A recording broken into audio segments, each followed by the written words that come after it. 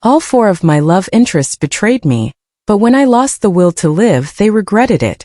Having failed to win over my initial 3 targets, I reluctantly became engaged to Chloe, the Sterling family's paralyzed heiress. I used every point I had to restore her ability to walk. Yet, her first act after recovering was to sever our engagement and throw Caleb a lavish seaside wedding. During the ceremony, all 4 of my assigned targets stared at Caleb with unbridled adoration. A sudden, overwhelming desire to simply disappear gripped me. I turned and plunged into the ocean. But as my body met the waves, 4 figures immediately dove in, their faces etched with a mix of regret and alarm. From the nearby yacht, Chloe, still in her wedding gown, kissed Caleb with blissful abandon. Above the joyous cheers, the system's cold mechanical voice resonated in my mind. Host's mission failed. Termination in 15 days. A bitter smile touched my lips. After my reincarnation into this body, the system had assigned me 4 targets. If I could bring even one of them to 100% affection, my real body, dying from a terminal illness in my original world, would be cured. For years I had tirelessly pursued their affection, humbling myself beyond measure. Yet, repeatedly, just as their affection neared its peak, Caleb would emerge and everything would reset to 0. Now my final target was marrying Caleb. With that thought, I resolutely walked to the edge of the deck and plunged into the sea. The ocean swallowed me whole. I spread my arms, allowing myself to sink toward the depths. Suddenly, a figure seized me, dragging me forcefully back to the surface. Air gasped into my lungs, and before I could fully register it, a stinging slap landed across my face. Did you really have to jump into the ocean at Caleb's wedding? Are you intentionally trying to ruin everything? Wiping a trickle of blood from my lip, I met her disgusted gaze as a familiar ache tightened in my chest. My sister Claire was my first target in this world. After our parents' death, Claire and I were all each other had. During a brutal car crash, I instinctively shielded her with my body, ending up in the ICU with ruptured organs. She sobbed, clutching me, vowing to protect me forever, saying we were the only family either of us had left. Yet, the day I was discharged, I found her bringing Caleb home, declaring him our new brother. She moved Caleb into my room. In every argument between us, she unfailingly sided with him, dismissing me as petty and small-minded without cause. The 97 affection points I painstakingly accumulated over 8 years were obliterated by Caleb in a single week. After that, Claire's affection for me plummeted, and she even denied I was her brother to others. Seeing me motionless on the ground, Claire snatched a bottle of heart medication from her purse and hurled it at me. "Are you faking another heart attack? Take your pills and get lost." I didn't actually have a heart condition. Those chest pains were the system's punishment. But Claire, ever worried, always carried the medication. Now I felt nothing but a chilling emptiness. I grabbed the bottle, poured out a large handful of white pills, and crammed them into my mouth. Claire froze for a second, then screamed, slapping the pills from my hand. Pills scattered from my mouth as she clutched my wrist, her voice trembling. "Ethan, have you lost your mind?" I wasn't insane. I just wanted to return home, to say one last goodbye to my true sister. I remained silent. Claire shot me a harsh glare. As more guests gathered, she impatiently ordered security to remove me from the yacht. As my feet landed back on the deck, I heard the sharp click of high heels behind me. A moment later, a saccharine voice called out, "Ethan, what are you doing here? Oh my God, you're completely soaked." I turned to Chloe, the woman I had nearly married, a bitter taste rising in my mouth. Did she still care? A flicker of warmth returned to my ocean-chilled body. I was about to speak when Chloe's hand connected sharply with my face. "Do you think this pathetic display will make me look at you twice? Don't be absurd. You ruined my wedding, and I won't let it go." With that, she seized me by the throat, forcing my upper body over the railing. I felt the suffocating pressure, but offered no resistance. Perhaps it was better to die this way. I closed my eyes, ready to accept my fate. My stillness unnerved Chloe. Realizing something was amiss, she stumbled back, staring in shock. "Why aren't you fighting back? Why aren't you saying anything? Do you actually want to die?" Would she even believe me? I tried to explain countless times before, only to have her dismiss them as excuses, pushing her further into Caleb's arms. I offered a cold smile, my voice imbued with quiet resignation. I've lost everything anyway. I might as well be dead. At my words, Chloe's expression shifted instantly. She grabbed my collar, her eyes shimmering with unshed tears. Your life belongs to me. You don't have permission to die. When we first got engaged, her family scorned my background, insisting she break it off. She'd endured her family's harsh punishments repeatedly, beaten until bruised, yet she never relented. When I learned of it, I went to the Sterling estate and took the punishment in her stead. As I lay half dead, she held me, terrified, making me promise never to die without her permission. I looked up at Chloe, but before I could speak, a petite, sweet-looking girl rushed forward. It was Maya, my second target and my supposed best friend in this world. She planted her foot on my face and hurled a stack of photos at me. Ethan, since you dared to ruin Caleb's wedding, I have no reason to show you mercy. The photos depicted me leashed and beaten like a dog, restrained and straddled, stripped bare with the word worthless carved into my skin. Maya had taken every one of these photos herself, meticulously choosing angles that highlighted my face. She did all this simply because I had exposed Caleb's cheating in the photography competition, publicly humiliating him. Amidst mocking laughter, Maya had coldly produced her camera to document my humiliation. In a small corner of the camera, an engraving, Maya and Ethan. It was a gift from me. Maya lost her mother young, and her father brought home a succession of women who delighted in tormenting her. We became friends by chance. I was once beaten so severely protecting her from an older man, her father had brought home that I went temporarily blind. To comfort her, I gave her a camera, asking her to capture all the world's beauty for me to see later. Even after my sight returned, she continued her photography. But later, I noticed her camera held more and more pictures of Caleb. If you don't get on your knees and apologize to Caleb, I'll post these online. Let's see how you'll dare show your face in public then. When I didn't respond, Maya's voice sharpened. She roughly grabbed my collar, hauling me up, but my weakness made me stumble, falling to my knees with a cry of pain. Chloe frowned, moving to help, but Maya blocked her. Miss Sterling, don't let his pathetic act deceive you. I once trusted him, and it's because of him Caleb can no longer take photographs. Ethan, you were so desperate to win the grand prize against Caleb that you hired thugs to force him into compromising photos, then framed him for cheating. If I hadn't intervened, Caleb might have done something drastic. Hearing this, Chloe's eyes turned glacial. Get out of here. Disrupt this wedding again, and I'll make you suffer everything Caleb endured and worse. I stumbled to my feet. Before Chloe could finish, I bolted towards the nearby Pacific Coast Highway. A semi-truck bore down on me. Just as I closed my eyes, bracing for impact, someone shoved me hard out of the way. Chloe, dragging her injured leg, pulled me up by the collar. Ethan, who is this suicide attempt for? Did you truly think it would make me feel sorry for you? Simultaneously, the system chimed. Host Chloe's affection level is rising. Do you wish to resume the mission? Stunned, I saw Chloe instructing her assistant to cancel the wedding. She seemed to sense my gaze, looking up, but I calmly averted my eyes. No, I said. I just want to go home now. A driver took me home. I noticed several scrapes caked with mud and blood.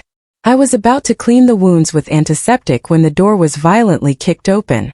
Maya stormed in, kicking me squarely in the stomach. Where did you take Caleb? If anything happens to him, I'll make your life a living hell. Chloe and Claire rushed in behind her, their faces contorted with malice. No wonder you've been putting on these dramatic acts, Chloe sneered. It was all to cover your tracks. I'm telling you, if anything happened to Caleb, I will kill you. But I had no idea where he'd vanished this time. Their words, however, sparked an idea. If they cared so deeply for Caleb, his disappearance might truly drive them mad. And then perhaps they would kill me. My silence was met with a flash of hatred in Chloe's eyes. It looks like you won't talk unless we make you suffer a little. She grabbed a bottle of rubbing alcohol, pouring it directly onto my open wounds. The sharp, searing pain made me break out in a cold sweat. I wanted to die, yes, but not by torture. I struggled desperately, but then something hard like a wooden plank struck the back of my head. Blood streamed down my face. I trembled so violently I couldn't even cry out. Just kill me. Seeing my defiance, Chloe approached, holding a paring knife. The cold tip hovered less than an inch from my left eye. Do you think this will make us feel sorry for you? I'll ask you one last time. Where is Caleb? My face was pale, but I tilted my head back, managing a triumphant smirk. Caleb? I killed him. Threw his body into the bay for the sharks. You all love him so much, don't you? All wanted to marry him. Well, that's never going to happen now. So come on, kill me and get your revenge. Chloe's eyes blazed with fury. She plunged the knife into my chest. I collapsed to the floor. As my consciousness began to fade, I heard Caleb's voice from outside. Why is everyone here? I brought back some pastries. Why is there so much blood? The sudden voice made Chloe's hand flinch, shifting the blade an inch. I wasn't dead yet. I awoke in the hospital, my eyes devoid of light. Was I truly just meant to await termination? In my real world, I still had family, friends. I yearned to see them one last time. I snuck onto the hospital roof, but looking down at the bustling street below, I ultimately backed away. As I turned to leave, I saw someone standing behind me. Go on, jump. Why aren't you jumping? Are you scared? Or was this just another act? Olivia's eyes dripped with scorn. She was my third target, and she had once pursued me relentlessly. She came from a wealthy family, but her old-fashioned parents only valued their son, determined to marry her off to a middle-aged business partner for her brother's gain. When she was about to jump from a building, I saved her. From that day, she followed me like a shadow. Her intense pursuit slowly eroded my defenses. To help her escape the arranged marriage, I traded my multi-million-dollar research patent for her freedom to love. But that very night, on her way to meet me for our date, she accidentally hit Caleb with her car. While caring for Caleb, her heart began to stray, and she stopped speaking of us. My mission had failed again. I thought that was the end, but then Olivia caught Caleb in bed with another woman, and he somehow blamed it all on me. After that, Caleb vanished, leaving me to face Olivia's fury alone. For years, she'd made my life miserable, even trying to send diseased men and women to my bed. I tried to walk past her, but she grabbed my arm, dragging me to the ledge. Half my body dangled over the edge as she held me, her eyes glinting with mad hatred. Someone like you should have died a long time ago. If it wasn't for you, Caleb's reputation wouldn't have been ruined, and we wouldn't have been forced apart. Just then, Claire and the others rushed onto the roof. Seeing Olivia's actions, a flicker of concern crossed Claire and Maya's faces. Sensing they might intervene, Caleb quickly stepped forward. Olivia, what happened back then is in the past. I don't blame Ethan. Everything he's been doing lately is just a cry for your attention. I get it, Ethan. I don't know what I ever did to make you hate me so much, to make you compete with me for everything, but I'm apologizing to you now. Please just stop all this. I can't stand seeing them so exhausted because of you. As he spoke, Caleb actually bowed in apology. While I was still confused, he subtly grabbed my hand, then threw his weight backward, pulling us both towards the edge. Caleb! As Caleb appeared to fall, four voices cried out in unison.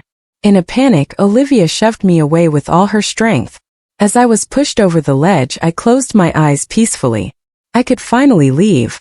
I just hoped I wouldn't land on anyone innocent. The four of them caught Caleb, but I fell from the roof. I felt the weightlessness of the fall, yet I didn't die. By the time Olivia and the others reached the ground, I was being helped off a firefighter's airbag. We got a call about a jumper here half an hour ago, a firefighter said, relieved. Glad we made it in time. Hearing the firefighter's words, Olivia's gaze turned icy as it fixed on me. Caleb looked at me with feigned surprise. Ethan, so you already called the fire department.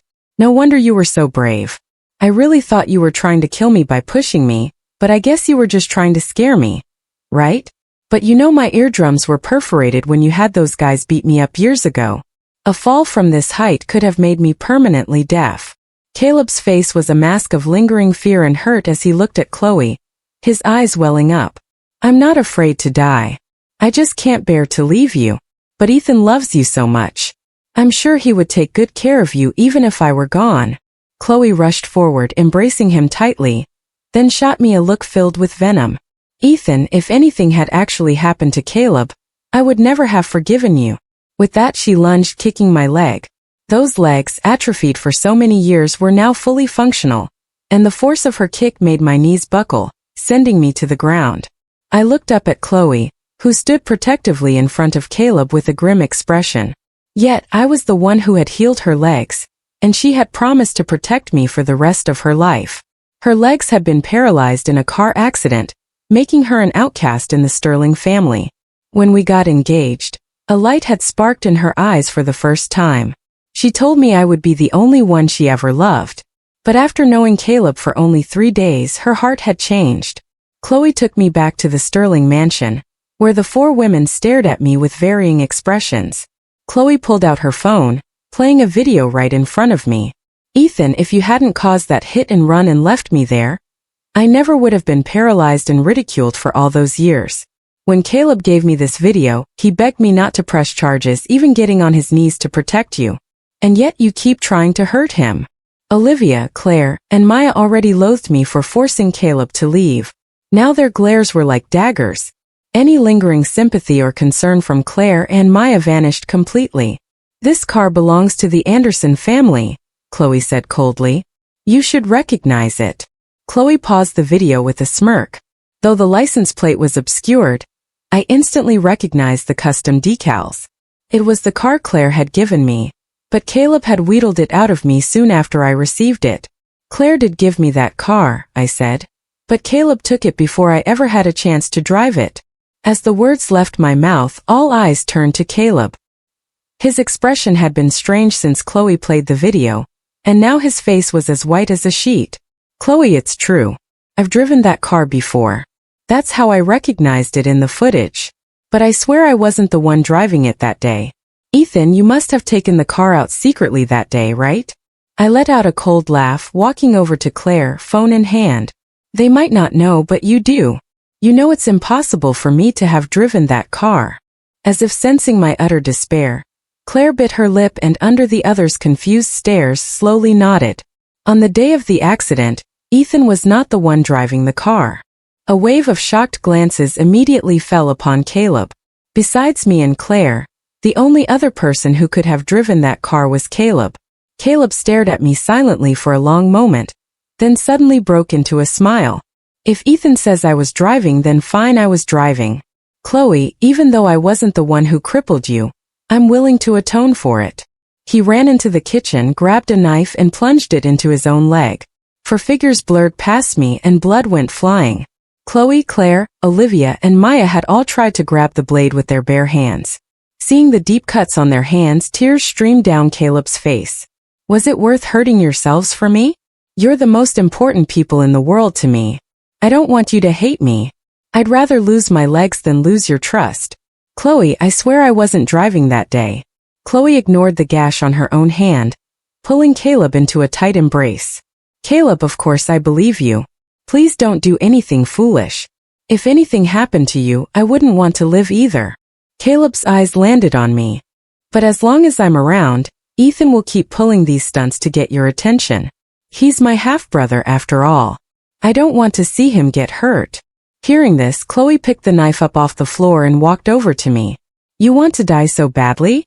Fine, I'll help you. But do you have the guts?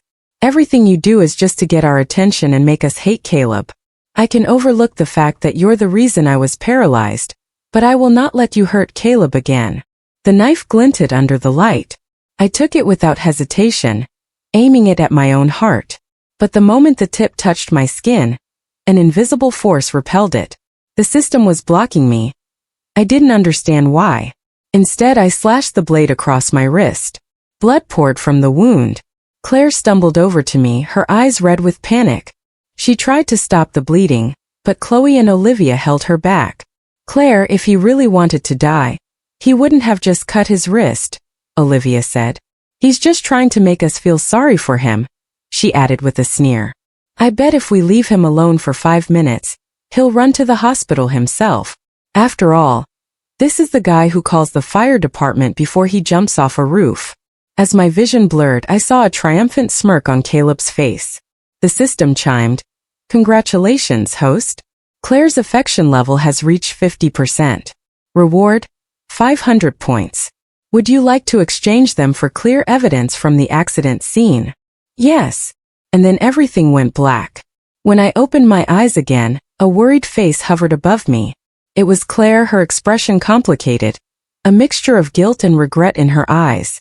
I know you weren't driving that day, she said softly. Of course she knew. She confiscated my driver's license long ago to stop me from fighting Caleb over the car. The road to the crash site had a security checkpoint, checking licenses. There was no way I could have gotten through. But you're the one who framed Caleb with that woman to hurt Olivia, ruining his reputation. You owe him for that. So, I'm asking you not to expose him now. From now on, you and Caleb will both be my brothers. I won't neglect you again. The system chimed. Claire's affection level has reached 60%. Host, do you wish to reactivate the mission? I can assist you. No. Even the emotionless system was willing to bend the rules for me. Yet not one of the women I'd poured my heart out to was willing to believe me. I didn't want to see any of them ever again. I'd rather die than continue to sacrifice myself for them.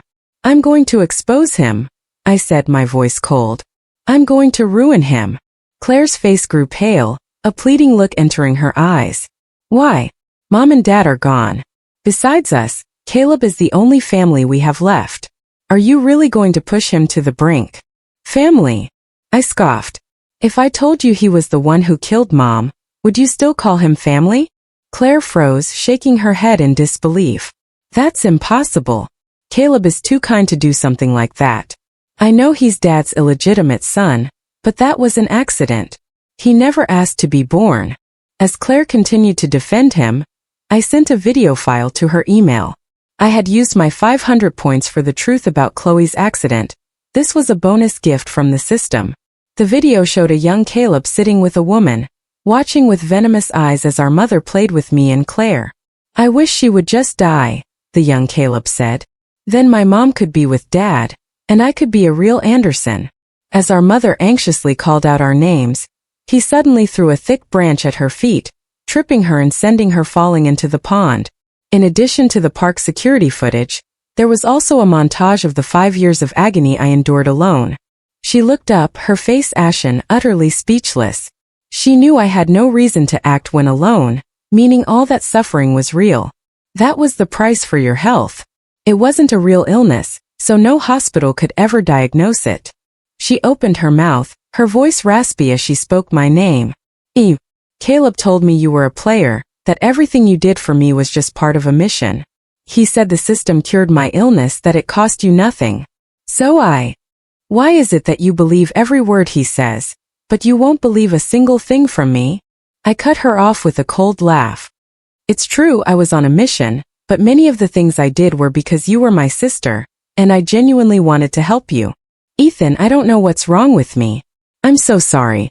I'm so sorry. Claire sobbed, apologizing repeatedly, but her words meant nothing to me now. I wearily got up and walked to the kitchen, only to find every sharp object removed, and bars installed on windows and doors. Did they truly think this would stop me? But just as I filled the bathtub about to submerge myself, Maya burst in, dragging me out. I'm not letting you die until you've paid Caleb back for everything you've done. Her face was livid. The system chimed in my head. Maya's affection level has reached 20%. Reward, 200 points. Available for exchange. One truth video. After redeeming the video, I sent it directly to Maya's phone. As long as I didn't reactivate the mission, I was still doomed to die. So, before I left this world, I was going to clear my name. Maya glanced at her phone, annoyed. What is this now? Are you trying to frame Caleb again? Aren't you tired of faking all this evidence? But when she played the video, her eyes widened in shock. Her expertise in photography made it easy to tell it was authentic. The video showed me shielding Maya from her father's blows, while Caleb stood nearby with her father's new girlfriend, Linda. Caleb told the woman, "If you want to control Maya, you have to get rid of Ethan. I have a plan that will make them hate each other forever." Caleb had hired thugs with depraved tastes to humiliate me, but they mistakenly kidnapped him instead, because Maya had run over to give him some photo paper at the exact wrong moment. Maya stared at the screen, her eyes wide with disbelief that Caleb could have done such a thing.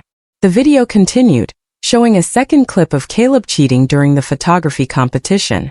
Not only that, but it also showed him trying to destroy Maya's portfolio to ruin her chances of getting into a good art school, leaving her at her father's mercy. To protect her entry, I had let Caleb's thugs beat me until my bones broke, but I never let go of the USB drive containing her work. Standing beside her, Claire gasped, covering her mouth. You were injured so badly that time because you were protecting Maya's project. Maya looked at Claire, stunned. Claire, I asked you before if Ethan had been hurt, and you told me no. Claire looked down, ashamed. Ethan made me promise not to tell you. And Caleb. Caleb said Ethan had been beaten up because he'd done something to betray you, and he begged me to keep it a secret. Maya stumbled back, her eyes filling with tears as she stared at the screen. How could this be? You told me Ethan framed you for cheating, and that when you confronted him, he was the one who beat you up. You said he was just faking his own injuries to trick me. You never imagined it was all a fabricated lie. I finished for her, my voice light but my eyes empty. Maya nodded, tears streaming down her face. Just as she was about to say something else, Olivia glanced at her phone, her expression changing dramatically. Ethan, did you post these photos online? Are you really trying to destroy Caleb? The photos of Caleb caught in bed with another woman had been leaked online. In the pictures, the woman's face was obscured by her hair, which was why Olivia had been so convinced that I had hired the woman to frame Caleb. In the present, Caleb actually fell to his knees before me, sobbing. I know you hate me, Ethan. You can do whatever you want to me, but I'm Chloe's husband now. I can't let my past ruin her reputation. Ethan, what will it take for you to finally leave me alone? Chloe and Olivia rushed to help Caleb up, their faces full of pity. Caleb will help you prove your innocence. You don't need to beg him for anything. And Chloe added, Ethan, don't forget about that hit and run. All I have to do is make one call and you'll go to prison. This time, before I could say a word, Claire and Maya stepped in front of me. Ethan would never do that, Claire said firmly. I can prove he wasn't driving. I believe Ethan too, Maya added. And I won't let you hurt him. The system chimed. Host, both Claire's and Maya's affection levels have reached 90%. Are you certain you do not wish to reactivate the mission? No. Do I have enough points left to buy all the remaining truth videos? After receiving the system's confirmation, I immediately made the exchange. Moments later, both Chloe and Olivia received new emails. Olivia opened hers out of curiosity, her expression instantly souring. A woman's voice from the phone said, That fender bender you staged was brilliant. I hear Olivia's completely devoted to you now. So when are you going to make your move? Don't tell me you've actually fallen for her. The video showed Caleb pulling the woman into his arms. How could I? You're the only one I love, he replied. I'm only getting close to her to help you steal her company's secrets, so you can finally crush your sister and take over as CEO. I heard she was chasing some guy named Ethan before this. How did you get her to change her mind so fast? Caleb scoffed. A woman that desperate for affection is easy prey. I just told her I had lingering injuries from the accident, and she stayed by my side at the hospital. Then I mentioned how Ethan was always targeting me because of her, and she bought it completely. Hearing this, both Claire and Maya's faces went pale. They knew Olivia had believed Caleb so easily, partly because they had backed up his stories. I felt nothing as I met their guilty stares. So what's your plan to get rid of her after you get what you want? The woman asked, a hint of jealousy in her voice. Caleb quickly reassured her. That's easy. Her parents are dying to marry her off for business. I'll just arrange for some disgusting old man to take her. Once she's soiled goods, she won't have the nerve to be with me anymore. And then I'll just blame the whole thing on Ethan and walk away clean. The color drained from Olivia's face. Caleb saw he was exposed and opened his mouth to argue. But then the second part of the video started playing. It was such bad luck that she saw us together, Caleb's voice said. But don't worry. I already told her Ethan set the whole thing up. She already trusts me completely. If I act heartbroken and leave now, I know she and those other two idiots will make Ethan's life hell. I'll just come back after the dust settles. It's a good thing they didn't get your face in the photos. Now I can just say you were some random woman Ethan hired. If they ever found out who you really are, things would get complicated. Olivia's fists clenched, her eyes fixed on Caleb with a murderous stare. The whole situation had been suspicious, but she had trusted Caleb so completely she never bothered to investigate. It's not what it looks like. The video has to be fake. Olivia, I was framed, he started to explain. But then Chloe played the video she had received. The same woman's voice filled the room again. Before you leave the country, I need you to do one more thing for me. When you get back, I'll marry you. My little sister has been getting a lot of attention lately, and Dad is starting to favor her. She likes to go hiking up in the mountains. She'll be there this weekend. That trail has no cameras and is very isolated. I want you to make sure she's no longer qualified to be the family heir. I don't care how you do it. The camera angle shifted, and the woman's face finally came into view. Seeing the familiar features, Chloe's jaw dropped in disbelief. Sophia. The woman with Caleb was her own sister, Sophia Sterling. I've already run Chloe's car off the road, Caleb's voice said in the next clip. Even if she survives, she'll be crippled for life. Don't worry, they won't trace it back to me. And even if they do, there's already a scapegoat. The car I used was the one Claire gave to Ethan. With a trembling hand, Chloe reopened the video she had received days ago, the one from the accident. This time she could clearly see Caleb's face behind the wheel. After he returned to the country, Sophia had been sidelined for angering their grandfather, so he had immediately set his sights on Chloe instead. For pairs of furious eyes now stared at Caleb, who shook his head, his face deathly pale. Please, you have to believe me. The videos are fake. It's Ethan. He's trying to tear us apart. Chloe, how could I ever hurt you? Just as he was about to argue further, a disheveled figure appeared in the doorway behind him. That's not what you told me, Caleb, Sophia said. Chloe, Olivia, as much as I hate you both, I can confirm that everything in those videos is true. With Sophia's testimony, the whole truth was out, and my name was finally cleared. And now there was only 1 day left of my 15-day deadline. The thought of never seeing my real family and friends again brought tears to my eyes when I suddenly coughed up a mouthful of blood. The 4 of them rushed to my side, holding me up. Ethan, we're taking you to the hospital. You're going to be okay. Just as I pushed them away, ready to accept my fate, I saw several familiar figures running toward me. It was my real mother, my sister, and my best friend. The system chimed. Host, new targets have appeared. Do you wish to reactivate the mission? Activate, I said with the last of my strength. In the next instant my vision cleared, and all the pain vanished. The system's voice returned. Congratulations, host.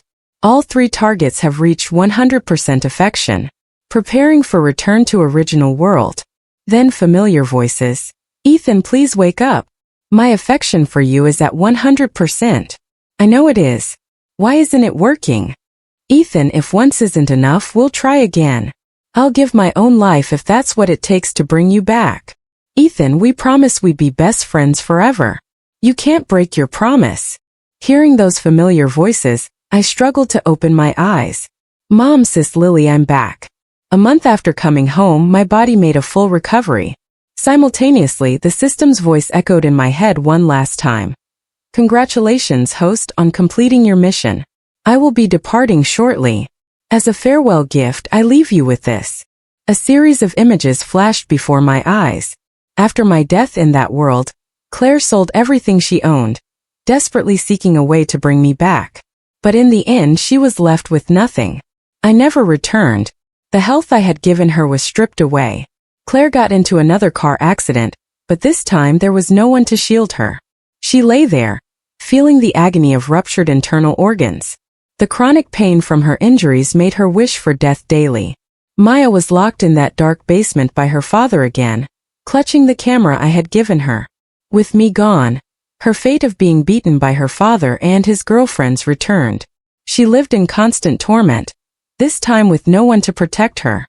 Without my research, Olivia's company plummeted. To save it, her parents began forcing her upon different executives in exchange for investments. The once proud Olivia had fallen from grace into the gutter.